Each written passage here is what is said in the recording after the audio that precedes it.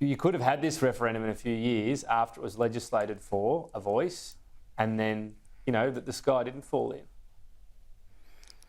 Yeah, well, I wish we'd had it years ago. I wish we didn't just keep talking about it, because I think we've doomed it by continuing to talk about it.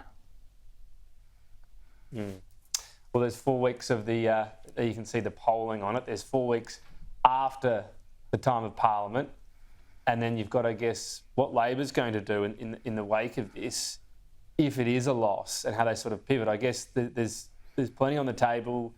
There's a lot still going on cost of living, and there's a hope that they have the so-called soft landing on the economy. So, for Labor, it's going to be a quick pivot, you'd imagine, and they will be asked, though, Richo, okay, this failed, what are you going to do next? Because you can't say there's a huge problem, this is how to fix it, and that fails to get up, and then say nothing. So that's the other issue for Anthony Albanese. Well, if I was Albo, I'd simply say I'm working on it, looking into it, doing the mirror impersonation, because there's no fix, and it doesn't matter how much money you spend, there's no fix.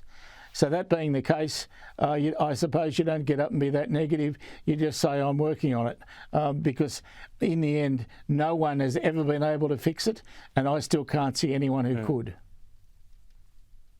The other big topic of the fortnight has been Qantas, which has become quite the kerfuffle.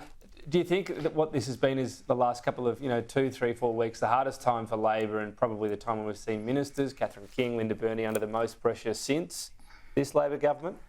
Yeah, this has been a very difficult few weeks.